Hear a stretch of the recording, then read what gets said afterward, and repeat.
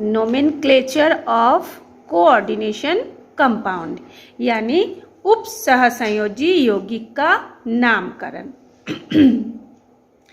जैसे कि आपके सामने एक कॉम्प्लेक्स कंपाउंड का एग्जाम्पल दिया हुआ है, ये भी दूसरा एक एग्जाम्पल दिया हुआ है। अब अगर इसको नामकरण करना है, आपको नाम लिखना है इसका, तो हम कैसे उसकी शुरुआत करें? तो सबसे पहले ये जो आपको एग्जाम्पल दिख रहा है, इसमें देखिए एक पोटेशियम है जो कि धनायन होता है। फिर उसके बाद देखिए एक थर्ड ब्रैकेट है, इधर भी एक थर्ड ब्रैकेट है जिसके बीच में कुछ लिखा हुआ है। क्या लिखा है? ये Pt यानी प्लैटिनम और ये Cl6। तो जब आप नामकरण शुरू करेंगे, सबसे पहले ये जो थर्ड ब्रैकेट के बाहर यदि कोई धनायनिक पदार्थ है यानी कोई धनायनिक परमाणु या अणु है, तो सबसे पहले हम उसका नाम लिखेंगे। तो सबसे पहले किसका नाम लिखेंगे? कैटायन। कैटायन यानी कि धनायन परमाणु या अणु का नाम।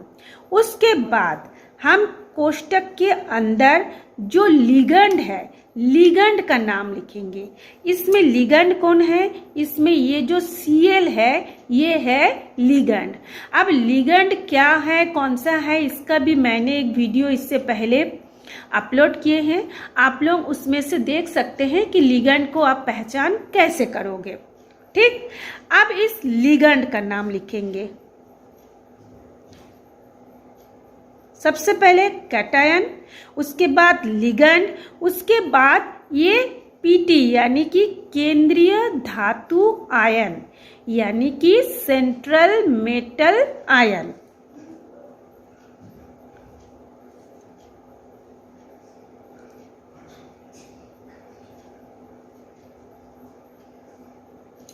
केंद्रीय धातु आयन का नाम।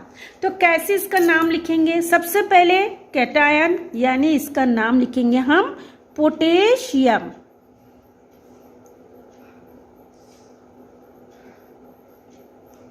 पोटेशियम, उसके बाद कैटायन हो गया। उसके बाद किसका नाम लिखेंगे? लिगेंड का नाम। सेकंड नंबर होगा लिगेंड। लिगेंड यहाँ पे कौन है? क्लोरीन है। कितनी क्लोरीन है?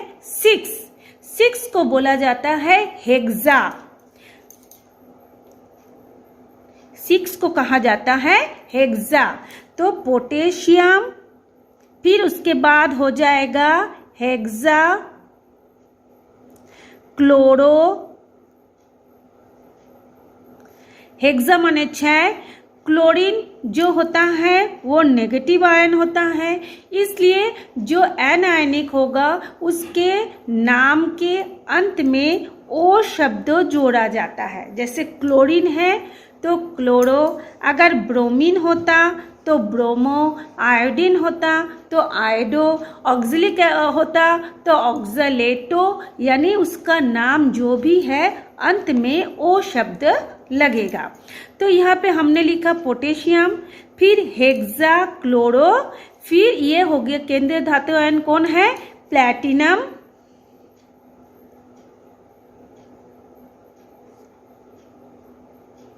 प्लैटिनम है लेकिन हम लोग लिखेंगे प्लैटिनेट। प्लैटिनेट, फिर हम लिखेंगे 4 आयन। अब ये सवाल आता है कि हम प्लैटिनम को प्लैटिनेट क्यों लिखा? लास्ट में हमने ATE शब्द को क्यों लिखा? क्योंकि जब केंद्रीय धातु आयन के साथ कोई भी लिगेंड यदि एनायनिक हो यानी कि ऋणायन हो, तो केंद्रीय धातु आयन के नाम के अंत में एट शब्द लिखा जाता है ना। जैसे देखिए ये क्लोरीन क्या है? ऋणायनिक है या एनायनिक है। उसके साथ ये प्लैटिनम जुड़ा हुआ है केंद्रीय धातु आयन के साथ, इसलिए यहाँ पे प्लैटिनम का नाम प्लैटिनम ना होकर के प्लैटिनेट, ATE शब्द प्लैटिनेट लगा। अब एक सवाल होता है, ये जो हमने 4 लिखा, ये जो 4 आयन लिखा, ये इसको हमेशा रोमन नंबर में लिखा जाता है। ये हमेशा रोमन नंबर में होता है, जैसे ये 1, ऐसे 2, ऐसे 3, ऐसे रोमन नंबर में लिखा जाता है। इसका लिखने का एक और नियम है, आप लोगों के बुक में ये हिंदी में लिखा होगा, है ना, लेकिन इसका लिखने का जो रूल है वो हमेशा इंग्लिश में लिखा जाता है।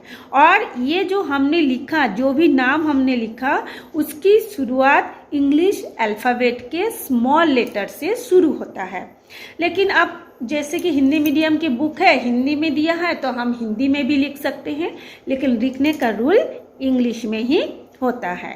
तो देखिए, सब ध्यान से देखिए, सबसे पहले हम पोटेशियम यानी ये जो कोऑर्डिनेशन एरिया है उसके बाहर यदि कोई धन आयनिक अणु या परमाणु होगा तो सबसे पहले हम कैटायन यानी धनायन का नाम लिखेंगे, जैसे कि पोटेशियम लिखा।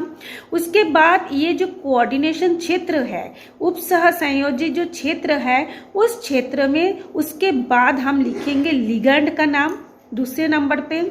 तीसरे नंबर पे हम लिखेंगे केंद्रीय धातु आयन का नाम यानी सेंट्रल मेटल आयन का नाम। उसके बाद हम लिखेंगे उसका आयन, कितनी आयन है, तो हमने लिखा 4 आयन। अब एक सवाल होता है कि ये पता कैसे चलेगा कि 4 होगा, 3 होगा या 2 होगा। तो चलिए उसके लिए हम एक आपको इसी एग्जाम्पल को बताते हैं। कैसा है कि 2 जितने सारे भी परमाणु या अणु है उसको हम लोग सबसे पहले प्लस प्लस प्लस करके लिखेंगे। तो सबसे पहले हमने लिखा पोटेशियम, पहले हम इसको लिख लेते हैं। फिर प्लैटिनम एक अलग तत्व हो गया, फिर ये हो गया क्लोरीन, ठीक, ये अलग परमाणु हो गया, इक्वल टू 0। अब हम इसकी संख्या लिखेंगे। पोटेशियम कितना है 2, यानी हम लिखेंगे 2K। फिर प्लस केंद्रीय धातु आयन कौन है, प्लैटिनम है, तो जिसका आपका ये आयन निकालना है उसको हम लोग X से दर्शाते हैं, X हो गया। फिर क्लोरीन कितना है 6, तो हम लोग 6 क्लोरीन ऐसे लिख दिए, फिर हम लिख दिए 0। अब हम क्या करेंगे, 2 इंटू पोटेशियम का वैलेंसी यानी संयोजी नंबर कितना है +1, यानी 2 गुना +1। फिर ये क्या हो जाएगा X। फिर क्या हो जाएगा, ये प्लस है और ये ब्रैकेट के अंदर क्या हो जाएगा -1 होता है। क्लोरीन का वैलेंसी कितनी होती है -1, क्लोरीन की वैलेंसी होती है माइनस, संयोजकता होती है -1। तो यहाँ है प्लस, यहाँ है माइनस, बीच में ये जो फर्स्ट ब्रैकेट है इसका मतलब हो गया इसको हम गुना करेंगे, तो प्लस माइनस माइनस। 6 को 1 से मल्टीप्लाई करेंगे तो 6 1 इज 6 इक्वल टू 0। अब हम क्या करेंगे, ये जो x वैल्यू है उसको निकालेंगे। निकालने के लिए ये जो नंबर है और ये जो नंबर है वो इक्वल टू के राइट साइड में लिखेंगे, ठीक है। तो x इक्वल टू, ये इक्वल टू का इक्वल टू हो गया, ये 0 का 0 बैठा दिए। अब यहाँ पे है -6, तो इक्वल टू के राइट साइड में आएगा, तो ये हो जाएगा +6। और यहाँ पे 2 को हम 1 से +1 से मल्टीप्लाई करेंगे तो 2 1 इज 2, और ये 2 जब इक्वल के राइट साइड में आएगा तो +2 है तो -2 हो जाएगा, ठीक। अब x इक्वल टू क्या हो गया +6 -2, प्लस माइनस माइनस, यानी हमको घटाना पड़ेगा। तो 6 में से 2 को घटाए तो कितना आया 4। अब हम सवाल होता है इसमें कौन सा साइन लगाएंगे, तो हमेशा अलजेब्रा की रूल के हिसाब से जो बिग नंबर रहता है, जो बड़ा संख्या होती है, उसके आगे या उसके इधर जो भी साइन, जो भी चिन्ह दिया रहेगा उसी को लिखा जाता है। तो ये 6 बड़ा है, 6 के इधर प्लस है तो हम यहाँ पे लिखेंगे +4। तो ये +4 को जब हम कोऑर्डिनेशन कंपाउंड का नामकरण करेंगे तो अभी अभी हमने बताया कि इसको रोमन नंबर में लिखा जाता है। तो ये 4 को हम रोमन नंबर ऐसे 4 लिखे हैं। तब इसका नाम क्या हो गया? पोटेशियम हेक्सा क्लोरो प्लैटिनेट 4, ये हो गया। अब हम देखिए एक दूसरा एग्जाम्पल भी लिखे हैं। इसमें ये जो आपका कोष्टक है, यानी ये जो आपका थर्ड ब्रैकेट है, इधर में कोई भी धनायनिक या धन परमाणु या अणु नहीं है। जिस तरह से यहाँ पे था, यहाँ पे नहीं है। जब यहाँ पे नहीं होगा तब सबसे पहले हम केटायन का नाम लिखने की झमेला नहीं है, क्योंकि जो है ये नहीं उसको हम कैसे लिखेंगे, ठीक है। तो उस परिस्थिति में हम इस केटायन को नहीं लिख के सीधा हम लोग लिगेंड से नाम लिखना शुरू करेंगे। तो सबसे पहले हम लिखेंगे लिगेंड का नाम, उसके बाद लिखेंगे सेंट्रल मेटल आयन का नाम, उसके बाद इस कोष्टक के बाहर जो क्लोराइड है उसका नाम हम लिखेंगे, ठीक है।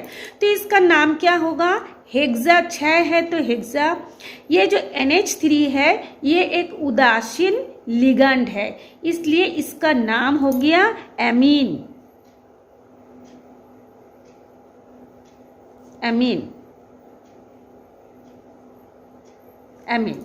तो कितना एमीन है? Hexa amine. Hexa amine cobalt third chloride. देखिए हम इसका नाम लिखते हैं ना, इसका नाम हम लिख रहे हैं hexa amine cobalt. CO, C अगर बड़ा है और O छोटा है तो उसको हम बोलते हैं कोबाल्ट। अगर C जितना है बड़ा, उतने ही बड़ा अगर O है तो इसको बोला जाता है कार्बोनिल। तो यहाँ पे C बड़ा O छोटा तो उसको हम बोलेंगे कोबाल्ट, जो कि केंद्रीय धातु आयन है ना। तो hexa amine cobalt third. Cobalt कितना हो गया? उसके आयन कितनी होगी? थर्ड। थर्ड को रोमन नंबर में लिखेंगे थर्ड। उसके बाद ये क्लोराइड बाहर है कोष्टक के बाहर, फिर हम इस क्लोराइड का नाम लिखेंगे hexa amine cobalt third chloride.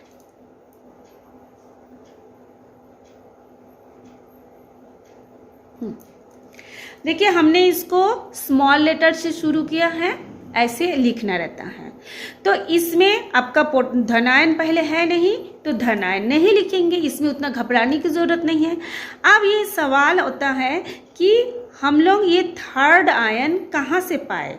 जिस तरह से हम इसका प्लैटिनम जो केंद्रीय धातु आयन था उसका हम लोग संख्या को लिखे थे, आयन +4 हुआ था, उसी तरह से ऐसे ही प्रोसीजर करके जब हम इसका निकालेंगे तो ये कोबाल्ट को हम X मानेंगे, क्योंकि इसी का हम लोगों को आयन लिखना है और यही केंद्रीय धातु आयन है।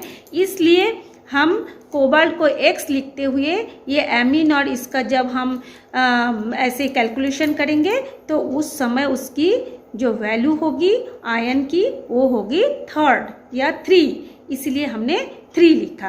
और ये जो एमीन जो होता है वो है उदासीन लिगेंड। उदासीन लिगेंड हमेशा जो ऑक्सीडेशन नंबर होगा वो 0 होता है।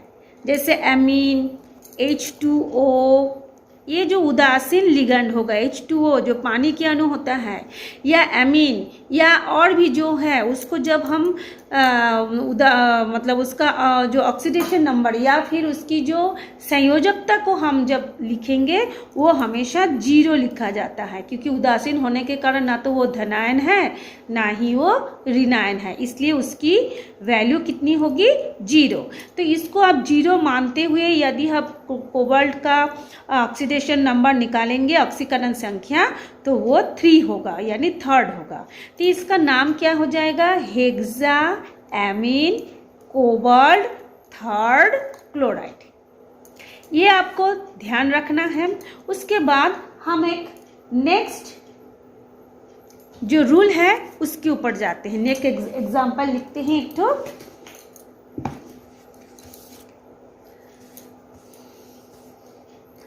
ये हो गया, एक तो और लिखते हैं CONH3, फिर ये हो गया एक Cl, फिर NO2, फिर ये ब्रैकेट क्लोज Cl। देखिए हमने क्या लिखा, CONH3Cl NO2Cl। ठीक, अब हम लोग क्या करेंगे इसमें, देखिए केंद्रीय धातु आयन ये कोबाल्ट है। केंद्रीय धातु आयन क्या है, ये कोबाल्ट है। ये इसका ब्रैकेट, कोऑर्डिनेशन का ब्रैकेट, ये है एक कोऑर्डिनेशन का ब्रैकेट। अब केंद्रीय धातु आयन कोबाल्ट है, लेकिन इसमें हम देख रहे हैं 3 ठो लिगेंड है, ये एक, ये दूसरा और ये तीसरा, और कोऑर्डिनेशन के बाहर क्लोराइड परमाणु है। अब इस परिस्थिति में इधर भी कोई धनायन है नहीं, तो हमको उसको भी नहीं लिखना है। तो धनायन नहीं होगा तो उसके बाद किसकी बारी आती है, केटायन नहीं रहता है, तो केटायन के बाद ये जैसे केटायन नहीं है ना, उसके बाद किसकी बारी आती है, लिगेंड की बारी, उसके बाद सेंट्रल मेटल आयन की बारी, उसके बाद कोष्टक के बाहर यदि कोई परमाणु है उसकी नाम आता है। तो यहाँ धनायन कुछ है ही नहीं, सीधा सीधा हम लिगेंड में जाते हैं। लेकिन यहाँ दिक्कत है, 3 ठो लिगेंड है, एक ठो NH3 एमीन, एक ठो Cl क्लोरो और एक ठो NO2 नाइट्रो है ना। तो इस परिस्थिति में हम कौन से लिगेंड का नाम पहले लिखेंगे, तो उस परिस्थिति में हम इंग्लिश अल्फ़ाबेट में जिस तरह से ABCD ऐसे आता है उस हिसाब से हम इसका नामकरण करेंगे। जैसे ये देखिए एमीन NH3 ये A से शुरू होता है, क्लोरो ये C से शुरू होता है, नाइट्रो वो N से शुरू होता है। तो इंग्लिश अल्फ़ाबेट में A पहले आता है, उसके बाद C आता है, उसके बाद नाइट्रो आता है। तो है ना, उसके हिसाब से हम इसका नाम क्या लिख सकते हैं, इसका नाम होगा एमीन क्लोरो नाइट्रो। फिर धातु आयन का नाम लिखेंगे तो amine chloro nitro cobalt third chloride, है ना। ऐसे करके इसका नाम हम लोग लिखेंगे। ये हो जाएगा आपका 1 नंबर पे, क्योंकि ये A से शुरू होता है। ये वाला आ जाएगा आपका 2 नंबर पे, ये हो जाएगा आपका 3rd नंबर पे। तो amine chloro nitro cobalt chloride, ऐसे करके इसका नाम आप लिखेंगे, लिगेंड का नाम।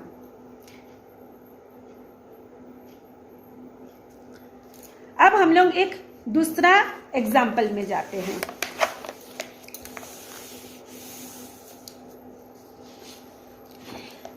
ये जो मैंने अभी आपको बताया Cl, फिर ये Br, ये फिर I, है ना। तो हमने अभी बताया क्लोराइड होगा तो हम उसको लिखेंगे क्लोरो, ब्रोमीन होगा तो उसको हम लिखेंगे ब्रोमो, फिर इसको हम लिखेंगे आयोडो। लेकिन 2004 में इसको कुछ रिफॉर्म किया गया है, सुधारा गया है इसके नामकरण को। कैसे, ये बताया गया है 2004 में IUPAC सिस्टम में इसका नामकरण में कुछ सुधार हुआ है। जैसे अगर क्लोरो है तो उसको हम लिखेंगे क्लोरिडो,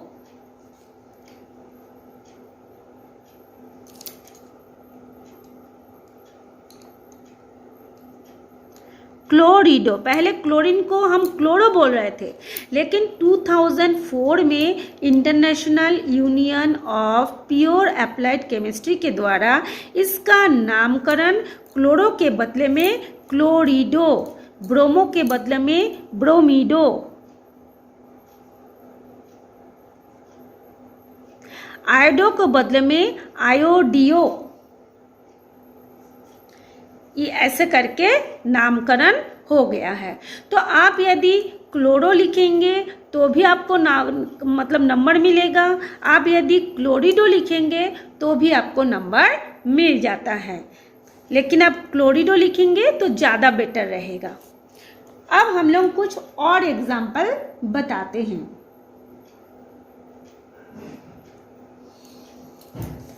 एक एग्जाम्पल हो गया आपका K2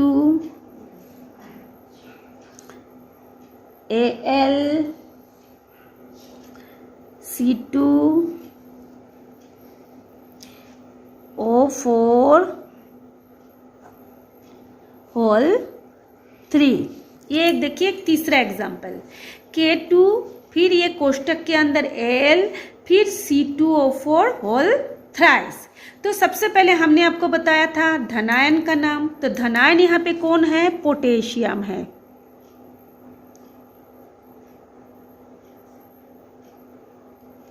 फिर उसके बाद हम ये कोष्टक के अंदर जो लिगेंड है, लिगेंड का नाम लिखेंगे। ये जो लिगेंड है इसका नाम हो गया ऑक्सोलेटो, ऑक्सोलेटो। कितनी संख्या में है? 3। 3 को बोला जाता है ट्राई, ट्राई ऑक्सोलेटो, ट्राई ऑक्सोलेटो। पोटेशियम, ये पोटेशियम, ट्राई ऑक्सोलेटो, फिर क्या हो जाएगा? एल्यूमिनेट,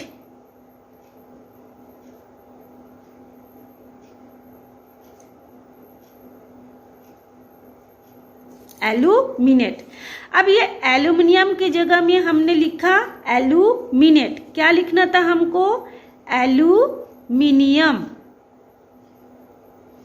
लेकिन हमने लिखा एल्यूमिनेट। इसलिए ऐसा लिखा क्योंकि ये जो नामकरण होगा, केंद्रीय धातु आयन का जो नामकरण होगा, ये जो लिगेंड है, लिगेंड के ऊपर डिपेंड करेगा। यदि लिगेंड ऋण आयनिक होगा तो वो एट लगेगा, यदि लिगेंड धन आयनिक होगा तो उसके लास्ट में इयम जुड़ेगा, एल्यूमिनियम। और यदि लिगेंड उदासीन होगा, जीरो होगा, तब भी उसमें क्या होगा? एल्यूमिनियम ही धातु का नाम जैसे होता है वैसे ही उसका नामकरण होगा। तो यहाँ पे चूंकि ऑक्सोलेटो ऋण आयनिक होती है, इसलिए इस धातु आयन के नाम के साथ एट शब्द जुड़ गया। तो क्या लिखेंगे? पोटेशियम ट्राई ऑक्सोलेटो एल्यूमिनेट, ऐसा नाम लिखना होगा।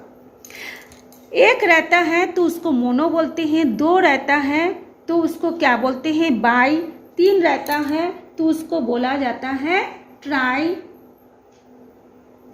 टेट्रा, पेंटा, हेक्सा, ऐसे लिखा जाता है। लेकिन 2004 में इसमें भी कुछ संशोधन किया गया है, जैसे कि यदि 2 रहता है तो 2 को हम लिखते हैं 20। बाई लिखना था, पहले क्या लिखते थे हम लोग? बाई। लेकिन 2004 में बाई को बोला जाता है 20, ट्राई को बोला जाता है 30, 4 को बोला जाता है ऐसे टेट्रा। जैसे हम लोग 4 को क्या बोलते हैं? टेट्रा। लेकिन 2004 में IUPAC सिस्टम में टेट्रा को बोला जाता है टेट्राकीस।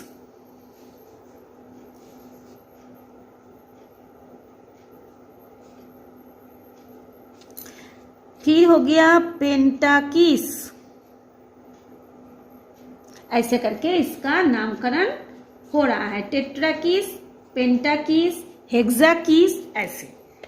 बाई को 20, ट्राई को 30, टेट्रा को टेट्राकीस, पेंटा को पेंटाकीस, हेक्सा को हेक्साकीस, ऐसे करके इसका नामकरण शुरू होने लगा है।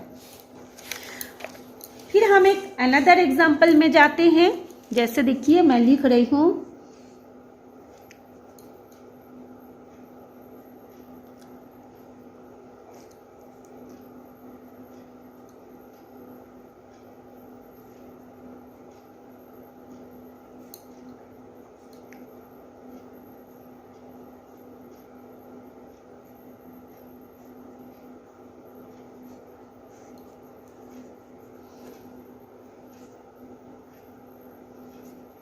जब क्या होगा, जिन संकुलों में दो या दो से अधिक केंद्रीय परमाणु होते हैं। देखिए यहाँ पे एक केंद्रीय धातु आयन है, इधर भी एक केंद्रीय धातु आयन है, और ये है एक संकुल यानी कॉम्प्लेक्स कंपाउंड। तो जिन कॉम्प्लेक्स कंपाउंड में दो या दो से अधिक केंद्रीय धातु परमाणु हो, जैसे यहाँ एक है और यहाँ भी एक है, तो दो हो गया, तो उसको उस समय जब उसका हम नामकरण लिखेंगे तो लिगेंड के नाम से पहले एक म्यू, ऐसे एक म्यू लगा करके उसका नामकरण लिखते हैं। जैसे कि मैं इसका नामकरण कैसे लिखूंगी, सबसे पहले हम लिखूंगी ऐसे म्यू, उसके बाद हम थोड़ा सा हाइफन देंगे। देने के बाद ये जो ब्रिज नुमा बना हुआ है, इस ब्रिज का नाम लिखेंगे। इस ब्रिज का नाम है हाइड्रोक्सो।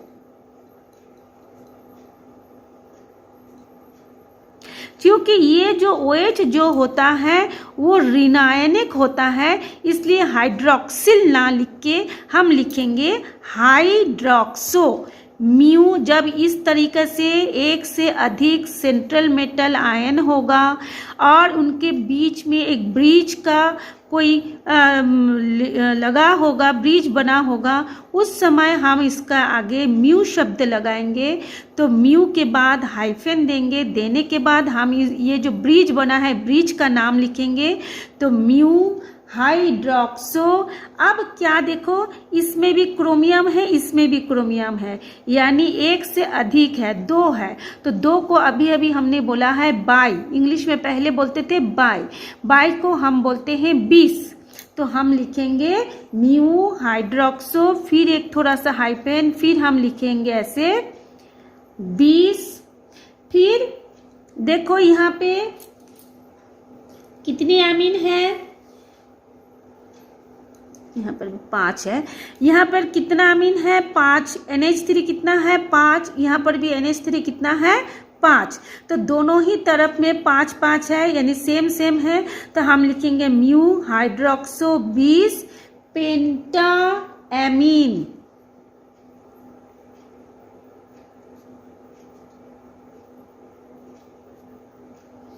पेंटा एमीन। फिर ये देखिए ये क्रोमियम,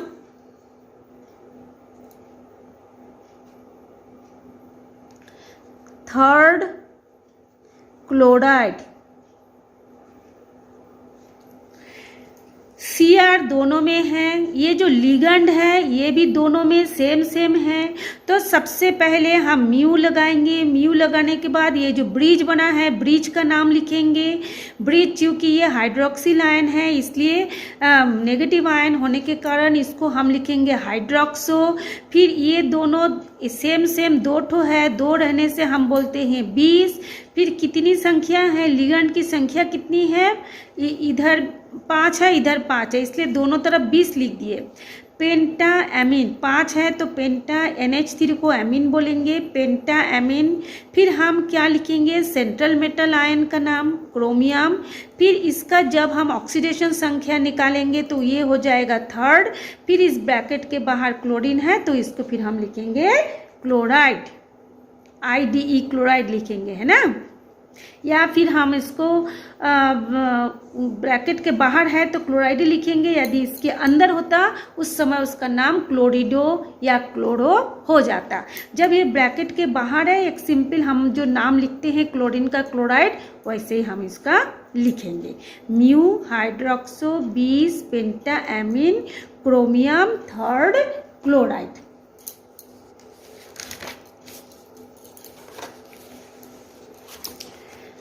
फिर हम देखिए एक दूसरा एग्जाम्पल हम लिखते हैं।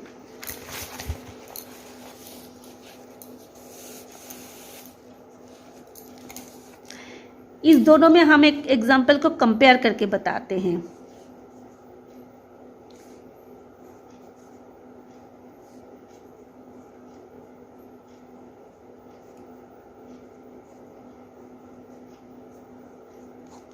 ये देखिए, ये केटायनिक संकुल है। और एक तो हम लिखते हैं एनायनिक संकुल। देखिए Cr, यहाँ पे ये थर्ड, फिर ये हो जाएगा I4En, ये हो गया माइनस। देखिए ये हो गया आपका केटायनिक संकुल, क्योंकि यहाँ पे धनायन है, ये हो जाएगा एनायनिक संकुल। अब इस परिस्थिति में इनका नाम हम क्या लिखेंगे? तो ये जो ब्रैकेट के अंदर है, इधर तो कुछ है नहीं धनायन, इसलिए उसका कोई चिंता नहीं। जब ब्रैकेट के अंदर रहता है तो सबसे पहले हम लिगैंड का नाम लिखेंगे, उसके बाद सेंट्रल मेटल आयन का हम लोग नाम लिखेंगे। तो ये जो नामकरण हम लिखेंगे, तो इसका एमीन है, NH3 को हम एमीन बोलते हैं। कितनी एमीन है? 2 है, तो 2 को हम क्या बोलेंगे? Diamine. Die amine.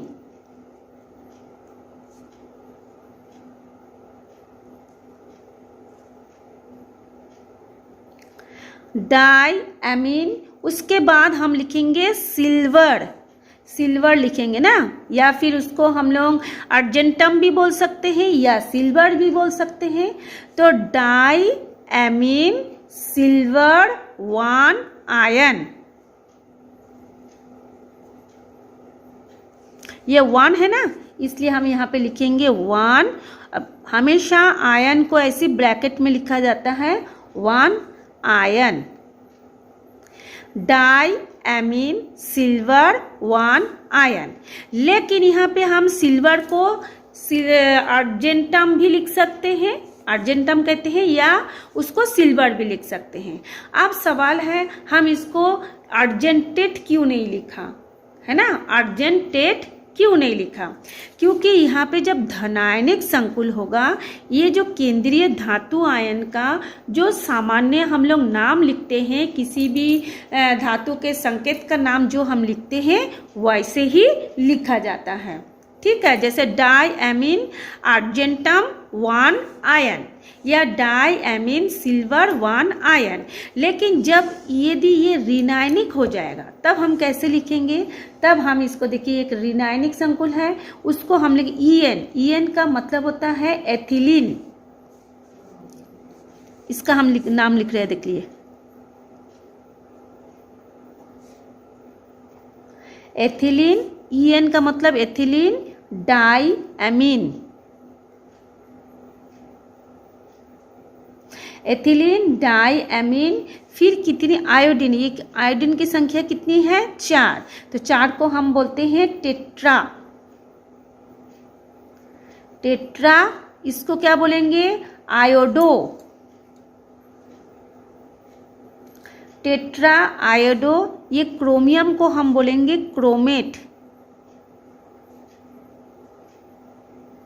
ये थर्ड लिखा हुआ है, इसको हम कोष्टक में लिखेंगे थर्ड, फिर हम लिखेंगे आयन। इसको आप हिंदी में भी लिख सकते हैं।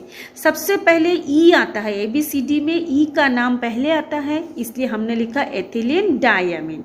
फिर आई भी एक तो यहाँ पे 2 लिगेंड है, ये पहला लिगेंड और ये हो गया दूसरा लिगेंड। क्योंकि ABCD में ये वाला पहले आता है ई, इसलिए हम एथिलीन डाइअमीन को पहले लिखेंगे। फिर आयोडीन बाद में आता है, इसलिए आयोडीन की संख्या है 4, इसलिए हम इसको टेट्रा आयोडो। फिर क्रोमियम ना लिख के क्रोमेट। क्रोमेट थर्ड आयन, क्योंकि यहाँ पे ये नेगेटिव दिया हुआ है, इसलिए हम लोग यहाँ पर क्रोमियम ना लिख के क्रोमेट लिखे हैं। एक एग्जाम्पल और मैं बता रही हूँ। ये हो गया आपका निकल, ये हो गया CO4, ये हो गया 0। अब देखिए, ये जो हमारा संकुल है, ये जो कोबाल्ट है वो क्या हो जाएगा? उदासीन संकुल होता है। जैसे NH3 उदासीन संकुल है, H2O उदासीन संकुल है। इसके अलावा अभी अभी मैंने जो लिखा है CO कार्बोनाइल या कार्बोनिल भी बोलते हैं इसको, कार्बोनाइल या कार्बोनिल, ये सब क्या है? उदासीन संकुल है। तो जब उदासीन संकुल होगा उस समय इसका जो आयन होता है 0 होता है। जैसे देखिए यहाँ पर भी ये 0 है, हम क्या लिखेंगे? टेट्रा, 4 है तो हम लिखेंगे टेट्रा। इसको हम बोलेंगे कार्बोनिल या कार्बोनाइल, जो भी बोलना चाहे।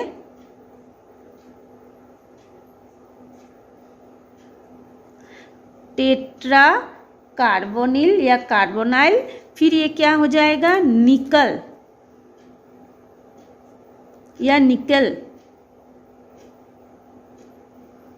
निकल के बाद यहाँ पे हम आयन के में क्या लिखेंगे? 0 आयन, क्योंकि ये जो है उदासीन है ना, उदासीन के अलावा और कुछ है नहीं।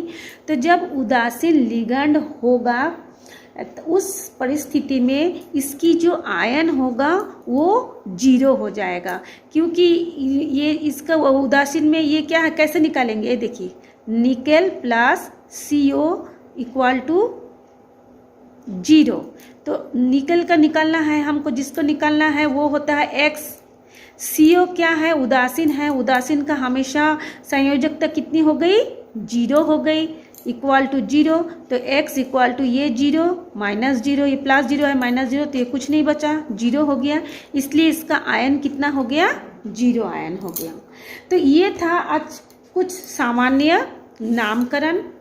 अगर मैं पूरा लिखने जाऊँ तो वो बहुत लंबा हो जाएगा। यदि आपको और भी ऐसे ही जानकारी चाहिए तो आप मेरे इस चैनल को सब्सक्राइब करके कमेंट्स बॉक्स में लिख दीजिए कि आपको इसके बारे में और क्या क्या जानना है। हम उसको फिर एक दूसरे वीडियो बना करके आपको समझाने की कोशिश करेंगे। आज के लिए इतना ही। Thanks for watching me.